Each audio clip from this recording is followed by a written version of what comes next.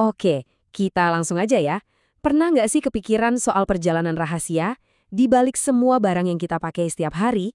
Nah, kali ini kita akan coba bongkar salah satu sistem paling penting di dunia modern, tapi dengan cara yang santai dan gampang dimengerti. Biar gampang ngertinya, gimana kalau kita mulai dari sesuatu yang kita semua kenal dan suka? Sebuah biskuit.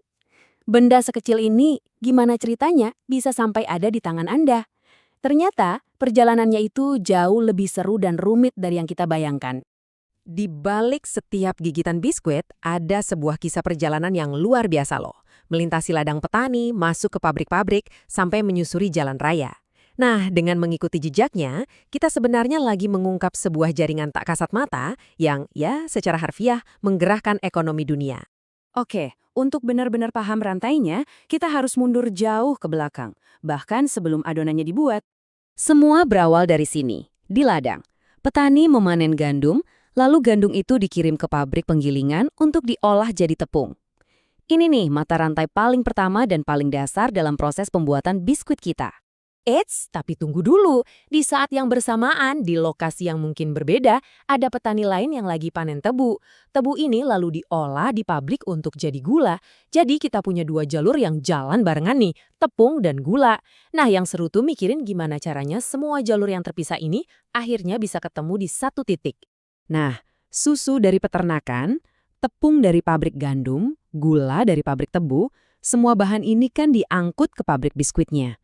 Semua pemasok awal ini, para petani, pabrik penggilingan, ini yang kita sebut bagian hulu dari perjalanannya. Jadi yang barusan kita lihat itu sebetulnya adalah contoh nyata dari sebuah rantai pasok. Yuk, sekarang kita kasih nama resmi dan kita bedah apa sih artinya? Intinya, ini tuh peta perjalanan lengkap sebuah produk.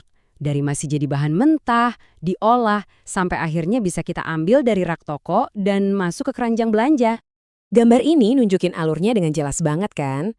Mulai dari pengadaan bahan baku, lanjut ke produksi di pabrik, terus didistribusikan lewat berbagai cara, dan akhirnya, boom, sampai ke tangan kita sebagai konsumen. Setiap tahap ini saling nyambung dan nggak bisa dipisahin. Jadi gini, rantai pasok itu bukan cuma soal mindahin barang dari titik A ke titik B. Bayangin deh ini kayak jalan tol, tapi punya 3 jalur super penting yang semuanya harus lancar. Supaya semuanya lancar jaya, ada 3 aliran penting yang harus diatur barengan. Ini bukan cuma soal mindahin kotak loh. Coba kita lihat deh 3 aliran krusial yang digambarkan di sini.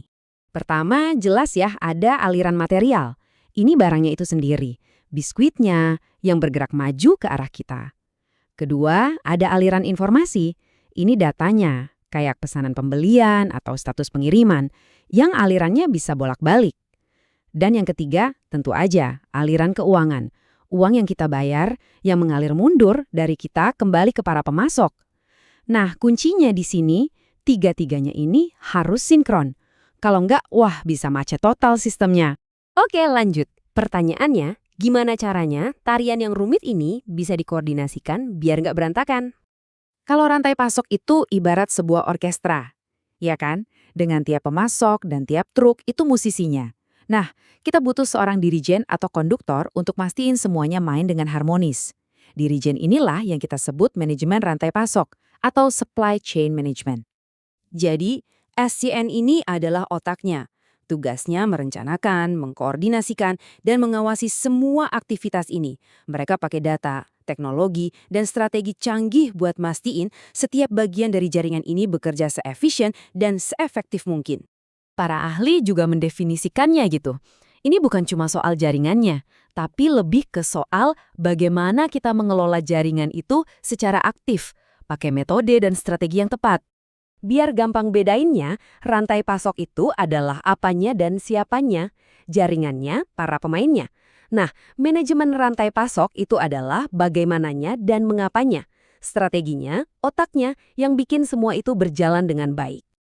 Terus, kenapa kita harus peduli sama semua ini? Kayaknya ribet banget ya. Karena pada akhirnya, semua sistem raksasa ini, dari truk pengangkut, gudang-gudang besar, sampai ke toko retail di dekat rumah kita, semuanya dirancang dengan satu tujuan akhir, melayani Anda, sang pelanggan. Tujuan utamanya cuma satu, tapi ada 4 syarat. Mengirimkan produk yang tepat, ke tempat yang tepat, pada waktu yang tepat, dan dengan biaya seefisien mungkin. Gagal di salah satu aja, akibatnya bisa rak toko kosong atau harganya jadi lebih mahal buat kita.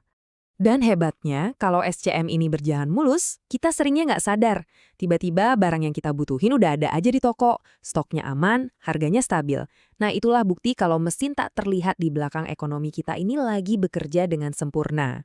Coba deh pikirin, kursi yang lagi Anda duduki, ponsel di tangan, sampai layar yang lagi Anda lihatin sekarang, semuanya itu punya cerita perjalanannya sendiri untuk bisa sampai ke Anda. Kalau udah sadar ini, dijamin deh, Anda bakal lihat dunia dengan cara yang sedikit berbeda. Nah, sekarang giliran Anda. Coba lihat sekeliling. Benda apa yang paling dekat sama Anda saat ini? Kira-kira perjalanan rahasia apa ya yang udah dia lewatin buat sampai di sini? Coba pikirin deh. Terima kasih banyak udah nyimak bahasan kita kali ini.